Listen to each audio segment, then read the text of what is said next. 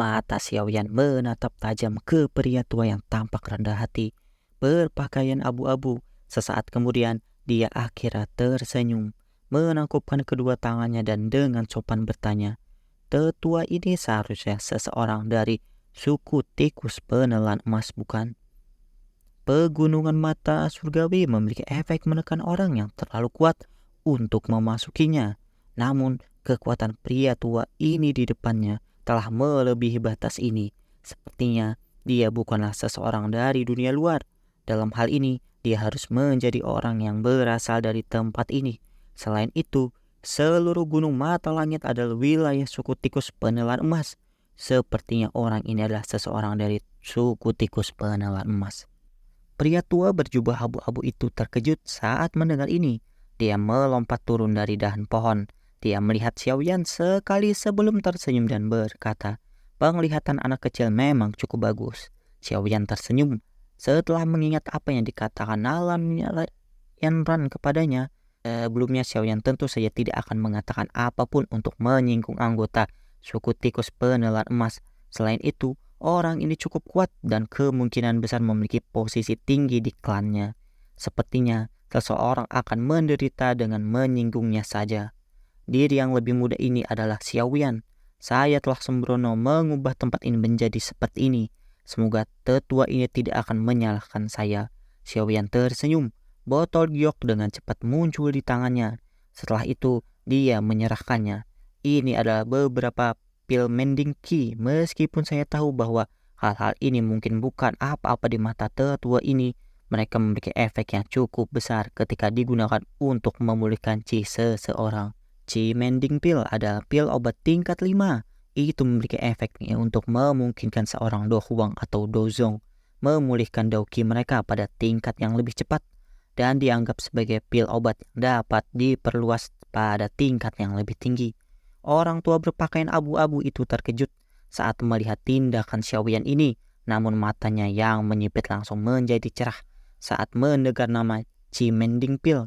Medical pill ini bahkan lebih langka dari sudut pandang para magical beast, karena hanya manusia yang memiliki alkemis.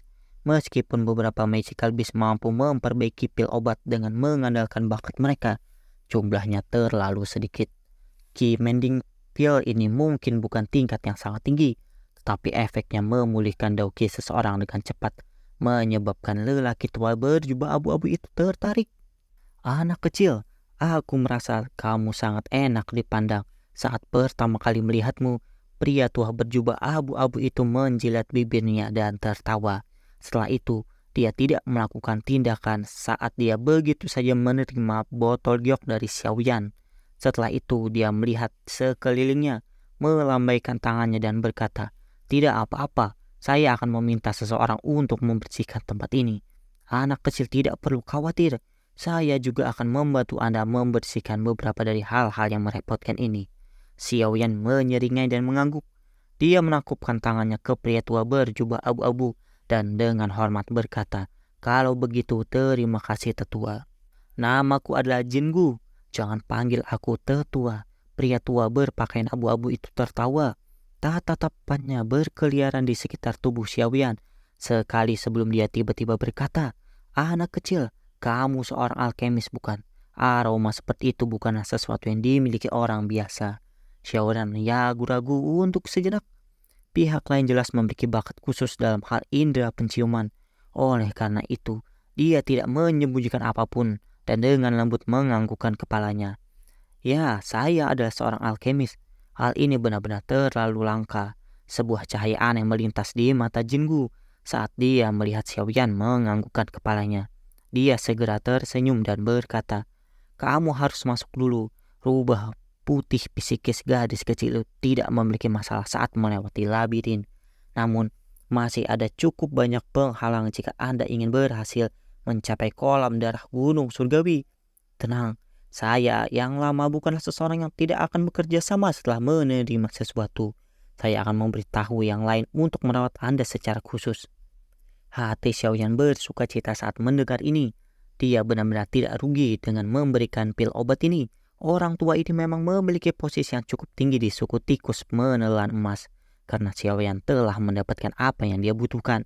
dia tidak tinggal lebih lama lagi. Setelah menangkupkan tangannya ke Jingu, dia berbalik dan memasuki pintu pohon.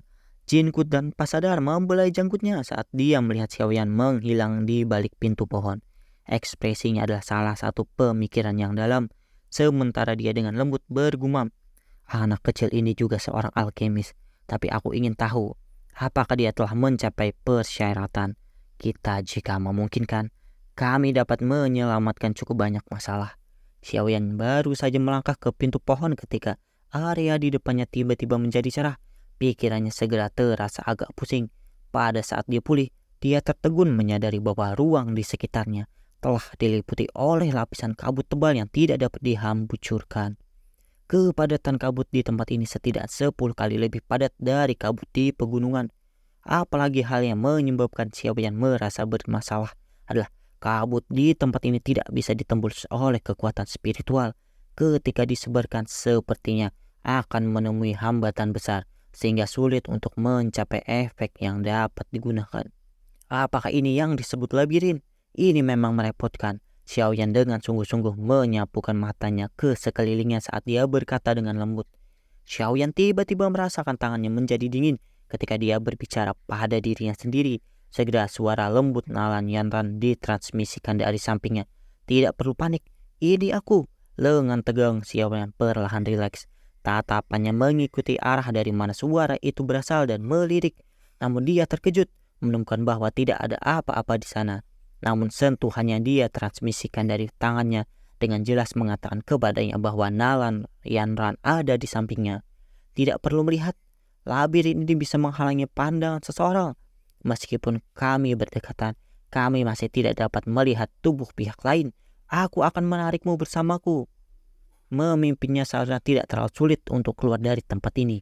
Suara Nalan Yanran perlahan ditransmisikan. Menyadari keraguan di hati Xiaoyan, Xiaoyan mengangguk sedikit setelah mendengar ini.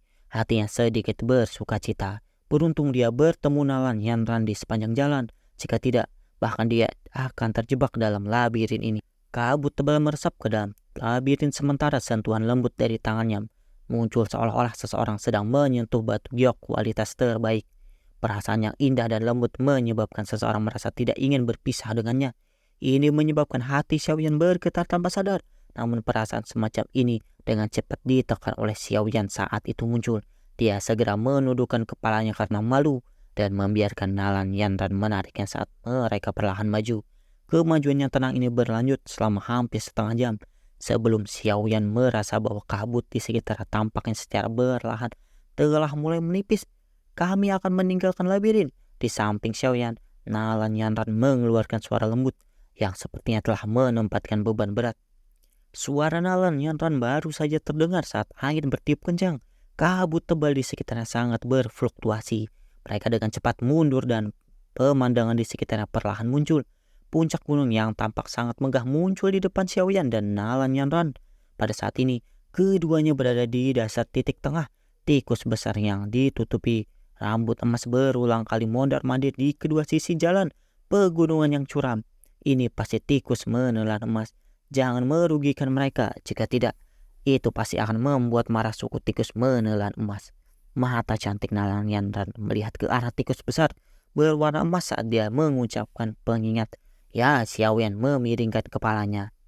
Ayo pergi, titik tengah adalah tempat panggung gunung surga berada. Setelah itu ada akan beberapa pos pemeriksaan yang ditempatkan suku tikus menelan emas. Hanya dengan berhasil melewati mereka, seseorang akan dapat mencapai kolam darah gunung surgawi. Nalan Yanran memeluk rubah putih itu sementara jari yang menunjukkan ke tengah gunung saat dia tersenyum tipis.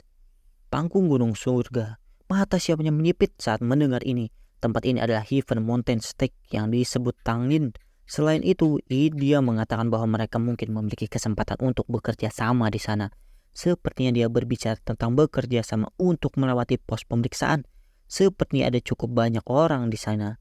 Dan pos pemeriksaan yang biasanya dibuat oleh suku tikus burung walet emas cukup sulit. Meskipun mereka tiba di sini tidak lemah, cukup sulit jika seseorang ingin menerobos mereka. Nalan Yanran tertawa. Xiaoyan juga tersenyum. Ada panas yang membara di matanya saat dia berseri-seri. Kalau begitu, ayo pergi. Kita tidak boleh membiarkan orang lain menempati 8 tempat sebelum kita. Jari kaki Xiaoyan menekan tangga batu yang curam. Setelah kata-kata yang terdengar, seketika tubuhnya menjelma menjadi bayangan hitam yang dengan sigap melesat ke tengah gunung Nalanyaran dengan cepat mengikuti di belakangnya. Bagian gunung tengah mata surga adalah platform yang sangat luas. Peron dibangun dari batu yang tertata rapi. Ada tangga batu yang mencapai puncak gunung mata surgawi di satu sisi peron. Namun bagian depan tangga batu ini dijaga oleh beberapa tikus penelan emas bertubuh besar. Ada hampir 20 sosok manusia berkumpul di peron jauh dari tangga batu. Mereka dibagi menjadi kelompok ukuran yang berbeda. Beberapa dari mereka sendirian, beberapa dari mereka bertiga, sementara beberapa dari mereka ada dalam kelompok yang lebih besar. Orang-orang ini tersebar di peron dan saling berbisik. Saat melakukannya, tatapan mereka berulang kali menyapu ke arah jalan yang curam dan menuju ke peron. Berdasarkan waktu, labirin akan segera ditutup. Setelah waktu habis labirin ditutup, itu waktu bagi mereka untuk mencoba menerobos pos pemeriksaan. Sosok yang penuh warna, yang sangat mencolok di kerumunan manusia dengan aura mulia seperti burung Phoenix, dengan mudah menjadi salah satu karakter utama yang hadir. Wanita ini secara alami adalah Nona Feng dari Wind Lake Pavilion. Sementara dia secara acak bercakap-cakap dengan seseorang di sampingnya. Mata cantik wanita berpakaian ini berulang kali menyapu ke arah tangga batu. Sudut mulutnya berisi ejekan samar. Sesaat kemudian, dia dengan lembut menggelengkan kepalanya. Sepertinya dia memang agak melebih-lebihkan orang itu. Tidak disangka bahwa dia bahkan tidak dapat mencapai panggung gunung surgawi. Suara gong perlahan bergema di platform sementara sosok tua yang agak kecil perlahan berjalan keluar.